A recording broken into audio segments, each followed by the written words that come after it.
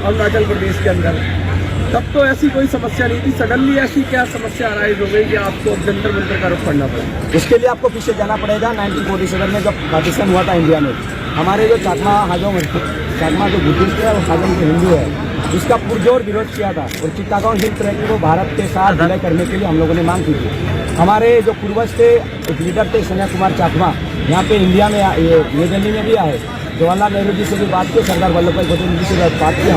उन्होंने ये बात रखी कि हम लोग इस भारत के साथ विलय होना चाहते, भारत के साथ जुड़ना चाहते हैं, लेकिन उनकी बात को नहीं मानी। और हमारे लोगों को पता भी नहीं था कि हम लोग इस पाकिस्तान में चले गए। और हम लोगों ने 1947 में जब 15 अगस्त को भारत स्वतंत्रता हुआ था, उसमें भारत का तिरंगा हम लोगों ने इस पाकिस्तान चिट्टागोंग हिल ट्रैक में फहराया। हम लोग को पता उस समय चला जब 17 अगस्त 1947 में ऑल इंडिया रेडियो में कि चिट्टागोंग हिल ट्रैक इस पाकिस्तान जो कि बांग्लादेश में विलय हो गया है। उस समय जब तिरंगा फहरा रहे थे, बांग्लादेश के आर्मीज ने, बांग्लादेश के फौजियों ने हमारे लोगों को बहुत अत्याचार किया है। उसके बाद हमारी जो दर्द है उस समय तक नहीं कमी। उसके बाद 1960s में जब कानपुली रिवा पे कुछ हमारा प्रोजेक्ट आया, उसमें एक डैम बनने की कोशिश की, बनाई गई कप्ताई डैम में 1964 में। रातों रात हमारे जितने गांव थे, हमारे जितने घर थे, नदी में डूब गए। तरह जानमाल की हजारों लोगों की जानमाल चली गई। और हमारे लोग कहाँ जाएंगे, कहाँ पहाड़ में कहाँ चढ़ेंगे, तो इधर से इधर पूरा हमारे लोग बिछड़ गए। जिसके बाद हमारे लोग पहले से भारत आना चाहते थे, तो भारत में शरण लिया है। उसके बाद भारत को उस समय 1962 में एक इंडो चाइना वार आपको याद होगा, उस समय चली थी, जिसमें काफ़ी जगह चीन ने भी हमारे हड़प लिया था। उस समय इंडिया गवर्नमेंट को ये लगा, उस समय अरुणाचल नहीं था, नॉर्थ ईस्ट फ्रंटियर एजेंसी था, कि जगह खाली रखना सही नहीं है और लोग बिल्कुल घने जंगल थे अरुणाचल में। उस जगह को स्ट्रेटेजिकली केवल चाकमा नहीं, जो BSF के थे, ये Assam rifle, farmer Assam rifle जो एक्स सर्विसमैन, उनको 2000 एक्स सर्विसमैन और चाकमा लोगों को वहाँ पे हाजोंग लोगों को बचाया गया है स्ट्रेटेजिकली। वो देन जो नेपाल के गवर्नर की थे और उनके सेक्रेटरी ने पीएल लुथरा के रिकमेंडेशन से हुआ है। हम लोग का वहाँ पे बिल्कुल एक स्ट्रेटेजिक डिपेंडेंट प्लान से ही बचाया गया है और परमानेंटली बचाया गया है। बात जब 1987 में अरुणाचल यहाँ पे नेपाल अरुणाचल बना, उस समय से हमारी परिस्थिति बिल्कुल विपरीत दिशा। सुप्रीम कोर्ट ने सारा आपको कर दिया, भारत की नागरिकता मिल गई, तो भारत के नागरिक होते हुए भी अब आपको यही समस्या आ रही है, तो क्या कहना चाहेंगे सरकार से? प्रेजेंट में स्टेट में जो गवर्नमेंट है, उसमें मुझे लगता है वो संविधान के साथ नहीं चल रही है। संविधान के साथ चलती, कॉन्स्टिट्यूशन के साथ दायरे में चलती, तो इसी कोई दिक्कत नहीं होती। इसलिए नहीं चल रही है क्योंकि वहाँ पे एक पॉलिटिकल विल की बहुत कमी है, वहाँ के पर्टिकुलरली चीफ मिनिस्टर में, क्योंकि वहाँ पे एक वीर तंत्र के साथ चल रही है सरकार।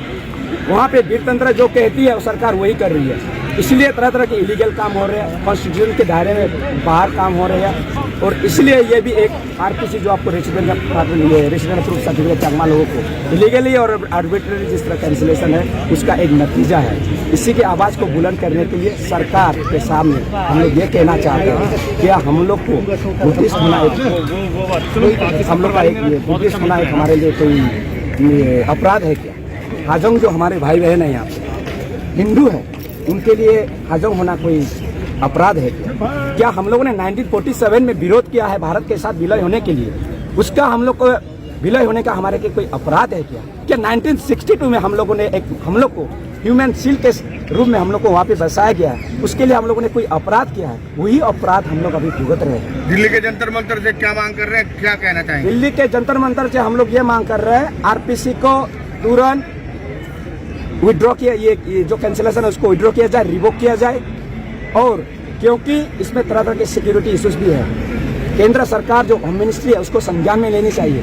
भारत का जो अरुणाचल का जो सीमा रेखा है, सीमावर्ती इस देश है, चाइना उधर तरफ है, इधर म्यांमार है, उन लोगों में उनकी एक स्ट्रेटेजी में मानता हूँ, एनालिसिस करता हूँ।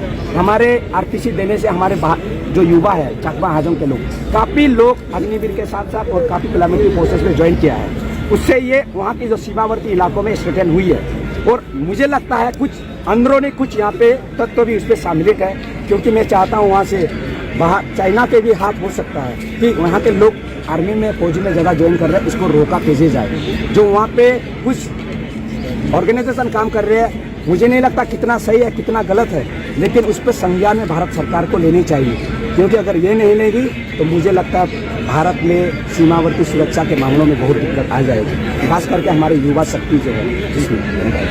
मेरा नाम प्रियंका चकमा है। मैं अरुणाचल प्रदेश चकमा स्टूडेंट यूनियन की वाइस प्रेसिडेंट हूँ, वोमेन वीक। मैम क्यों प्रदर्शन करना पड़ रहा है? हमारा जो प्रदर्शन का मेन मकसद है कि हमें जो आरपीसी है वो वापस किया जाए, क्योंकि आरपीसी डिनाई करने का मतलब है कि आप चकमा हाजोंग कम्युनिटी की जो यूथ है, स्टूडेंट है, बच्चे हैं, उनको आप शिक्षा से वंचित कर रहे हैं, जबकि एज पर द कॉन्स्टिट्यूशन की सबको शिक्षा का अधिकार यानी कि सब चीज़ में बराबर का हक है।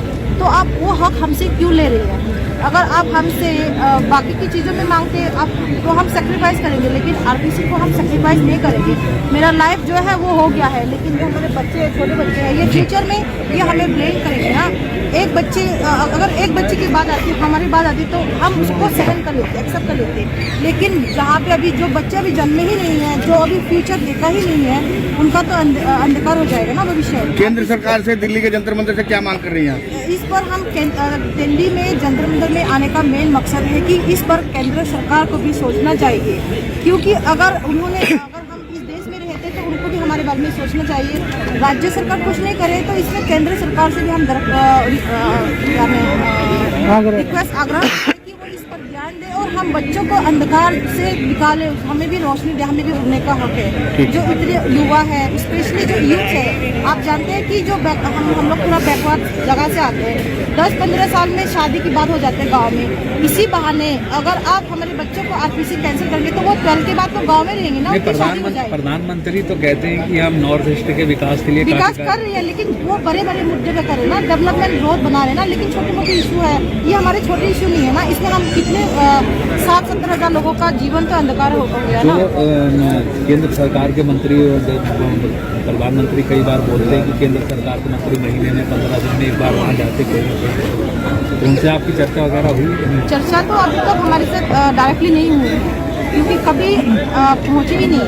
जो ये पत्राचार वगैरह कोई करस्पॉन्डेंस वगैरह सरकार के साथ नहीं अभी तक? सीरीज ऑफ पत्राचार हुई है, सीरीज ऑफ मेमोरेंडम हम लोगों ने सबमिट किया है। जो सरकार के कहना है कि हमारे ये सबका साथ सबका विश्वास है, इसका ये जो उनका स्लोगन है, हम उसके साथ, हमें बिल्कुल सबका विकास, हम उसके साथ हैं।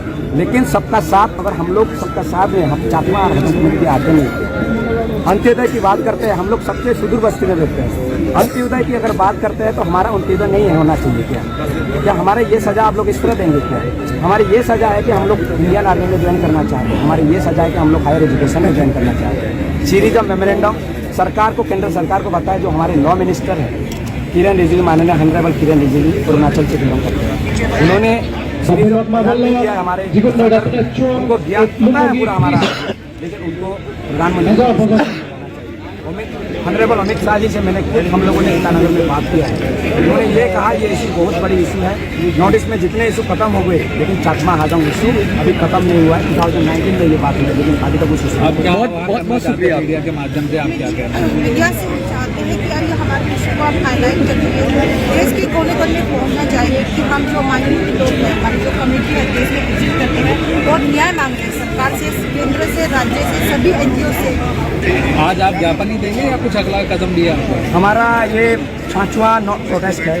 उसके बाद हम लोग होम मिनिस्ट्री, PMO, जितने भी मिनिस्ट्री सबको ज्ञापन देंगे। उसके बाद हमारे जितने भी मेट्रो सिटीज में हंगर स्ट्राइक में बैठ जाएंगे। उसके बाद हम लोग भूख हड़ताल और मिजोरम, अरुणाचल में जितने कैपिटल्स हैं हमारे चकमा हाजोंग कम्युनिटी एरिया, वहाँ पे हम लोग प्रोटेस्ट कर रहे हैं। उसके बाद हम लोग ईटानगर चलो कि हम लोगों ने ऑलरेडी प्लान है। आज घोषणा बात, कितने लोग आए? आज हमारे 500 के 400-500 के आसपास वहाँ पे लोग आने। Thank you.